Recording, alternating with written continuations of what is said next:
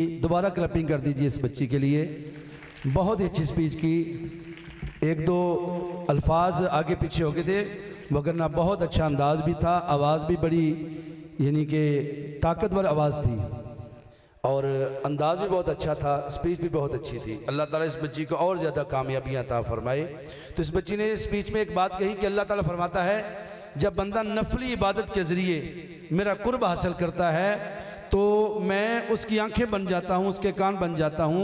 और ये हदीस कुदसी है, नबी करीम अलैहिस्सलाम ने फरमाया कि अल्लाह फरमाता है कि वाकई बंदा जब नफली इबादत ज़्यादा से ज़्यादा करता है, नफली इबादत नमाज़े इस्तिस्का पढ़ता है, नमाज तौबा पढ़ता है, तहियतुल वुज़ू, तहियतुल मस्जिद, नमाज हाजत पढ़ता है, तहज्जुद की नमाज़ पढ़ता है, चाश्त की, इशराक की, अवाबीन की, ये नफली नमाजें हैं, ये ज़्यादा से ज़्यादा पढ़ता है। लेकिन फ़र्ज़ नमाज़ों के बाद वो ना कोई फ़र्ज़ पढ़े ना और नफली पढ़ता रहे, फ़र्ज़ पूरा करने के बाद तो अल्लाह ताला फरमाता है कि मैं उसके हाथ भी बनता हूँ।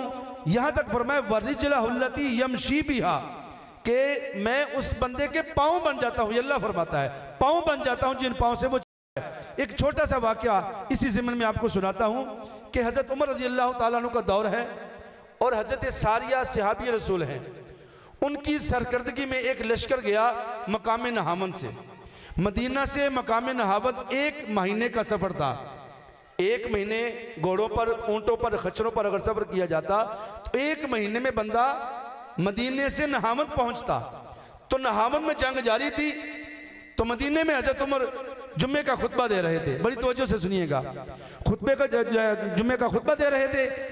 खुतबा देते देते हज़रत उमर ने ये अल्फाज दोहराए 3 मरतबा, या सारिया अल जबल, या सारिया अल जबल, या सारिया अल जबल।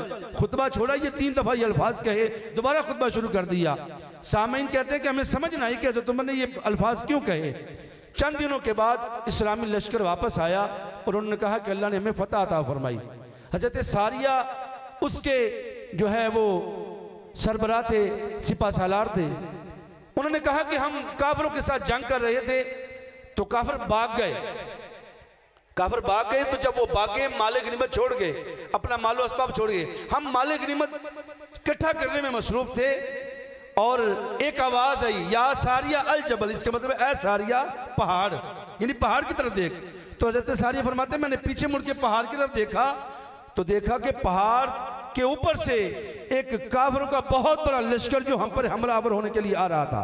अगर हम माले गनीमत चुनते रहते और उसकी तरफ ना देखते, हो सकता है वो हम पे हमला करता, हम शिकस्त खा जाते। जब हमने उस आवाज को सुना, आवाज को सुनकर लश्कर देखा और मैंने ऐलान किया कि सारे माली गनीमत को छोड़ो, तलवारें उठाओ और दोबारा काफिरों के लश्कर के साथ जो है लड़ाई शुरू करो। हम दोबारा लड़े, दोबारा उनको मारा भी, कुछ मर गए, कुछ भाग गए, फिर ऐसे बाकी के वापस ना पलटे। फरमाते हैं अगर वो आवाज ना आती, हो सकता हम शिकस्त खा जाते। अंदाज करने का मकसद ये है, नबी पाक ने फरमाया, अल्लाह फरमाता है कि मैं उस बंदे के कान बन जाता हूँ जिस कानों से वो सुनता है, उस बंदे की जुबान बन जाता हूं जिस जुबान से वो बोलता है। हजरत उमर जब बोले तो खुदाई ताकत से बोले कि 1 महीने की मुसाफत पर दूर लश्कर था, वहां तक आपकी आवाज पहुंच गई। और हजरत सारिया ने जब सुना तो अपने कानों से नहीं बल्कि खुदाई समाज से सुना कि 1 महीने दूर की आवाज को अपने कानों के करीब से समात फरमा लिया। ये है खुदाई ताकत। तो ये वो बच्ची कह रही थी कि जब अल्लाह ताला का बंदा अल्लाह के करीब होता है, नफल पढ़ पढ़ के तो फिर अल्लाह ताला उसको इतना करीब कर लेता है, उसके हाथ बन जाता है, पाँव बन जाता है, कान बन जाता है, आंखें बन जाता है, जुबान बन जाता है।